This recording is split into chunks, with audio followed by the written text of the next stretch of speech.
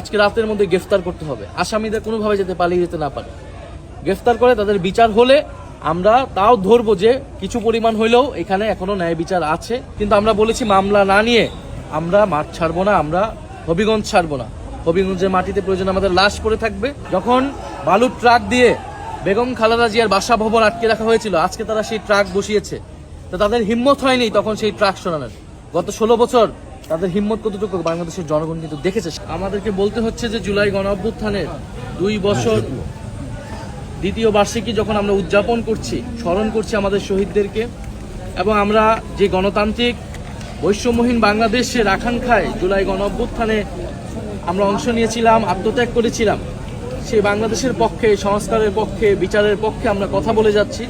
সেটার জন্য সারা দেশে আমাদের যে জুলাই পদযাত্রা চলমান ছিল, তারই অংশ হিসেবে আপনারা জানেন হবিগঞ্জে হত্যার উদ্দেশ্যে হামলা হয়েছে। একটি কিশোরের চোখ কেড়ে নেওয়া হয়েছে, যেখানে শেখ হাসিনা জুলাই গণ অভ্যুত্থানে শত শত ছেলে মেয়ের চোখ কেড়ে নিয়েছে।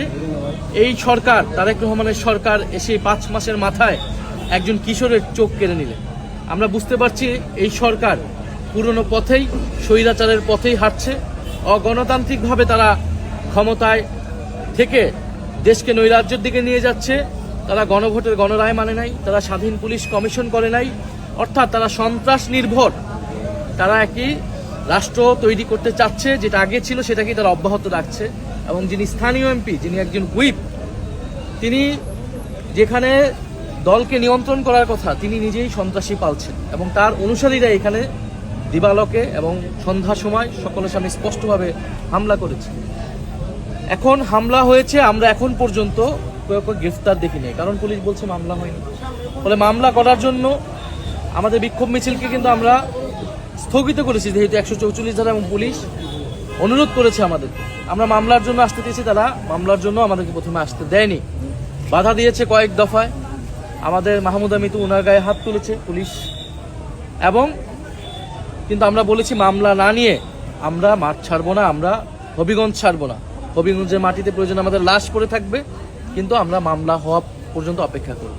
এবং একটা পর্যায়ে পুলিশ মামলা করতে আমাদেরকে এই ক্যাম্পে নিয়ে এসেছে। আমরা অভিযোগ দায়ের করেছি, তারা 2 ঘন্টার মধ্যে, রাতের মধ্যে বলেছে মামলার কোর্ট দিবে।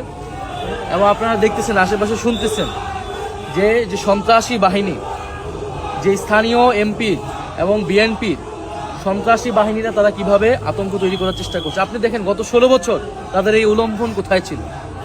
যখন বালুর ট্রাক দিয়ে বেগম খালেদা জিয়ার বাসা ভবন আটকে রাখা হয়েছিল, আজকে তারা সেই ট্রাক বসিয়েছে, তো তাদের হিম্মত হয়নি তখন সেই ট্রাক সরানোর।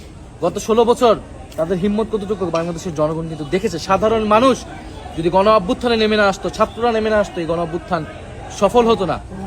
আপনি যদি বলেন এখানে মিথ্যা প্রোপাগান্ডা ছড়ানো হচ্ছে যে নাসিরউদ্দিন পাটোয়ারি কটূক্তি করেছে, এটা বলেছে, সেটা বলেছে, নাসিরউদ্দিন পাটোয়ারি অথবা আমাদের দলের যে কেউ যদি প্রচলিত আইন বিরোধী, আইন লঙ্ঘন করে কোনো বক্তব্য দেয়, আইন অনুযায়ী তার ব্যবস্থা হবে, আইন অনুযায়ী সেটা ব্যবস্থা নেওয়া হবে।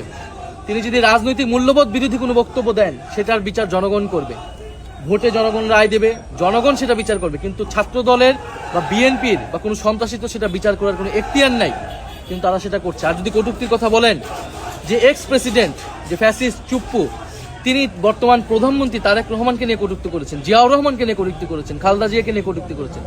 তাদের যদি হিম্মত থাকে, তাদের যদি শরীরে পোষণ থাকে, তাহলে তারা যে সেই এক্স চুপ্পুর বিরুদ্ধে কথা বলুক, চুপ্পুকে গ্রেফতার করুক। সেই হিম্মত কিন্তু এই সরকারের নাই। তাহলে তারা কতিপয় যুবক, যারা আমরা গণ অভ্যুত্থানে ছিলাম, যারা আমরা নতুন রাজনৈতিক দল করেছি, যারা আমরা গণতান্ত্রিক রাষ্ট্র বিনির্মাণের জন্য এখনো কাজ করে যাচ্ছি, এই সন্ত্রাসের বিরুদ্ধে তো আমাদের লড়াই ছিল। এটার জন্যই তো আমরা দেশের গণতান্ত্রিক সংস্কার চেয়েছিলাম, যাতে পুলিশ স্বাধীনভাবে কাজ করবে, বিচার স্বাধীনভাবে কাজ করবে। তো আজকে যেটা হলো, পুরা জিকে গৌস উনি যে সন্ত্রাসী ছিলেন বা সন্ত্রাস পালেন, সন্ত্রাসীদেরকে আশ্রয় দেন, এটা হবিগঞ্জের মানুষ জানতো এতদিন। গতকাল এটা পুরো বাংলাদেশ জেনেছে এবং আজকে এটা পুরো পৃথিবী জেনেছে।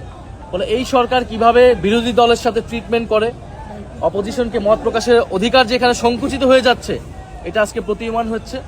আমরা পুলিশকে বলবো, এখানে এসপি ছিলেন, আমরা বলবো যে পুলিশ যদি তার নিরপেক্ষতা প্রমাণ করতে চায়, ধরে রাখতে চায়, পুলিশের যেই শেখ হাসিনার সময় যে দলীয়করণ, সেখান থেকে তাদের ইমেজ যদি উদ্ধার করতে চায়, তাহলে অবশ্যই এই ঘটনার যথাযথ বিচার হতে হবে, দ্রুত সময়ের মধ্যে, আজকে রাতের মধ্যে গ্রেফতার করতে হবে। আসামিদের কোনোভাবে যাতে পালিয়ে যেতে না পারে, গ্রেফতার করে তাদের বিচার হলে আমরা তাও ধরবো যে কিছু পরিমাণ হইলেও এখানে এখনো ন্যায় বিচার আছে।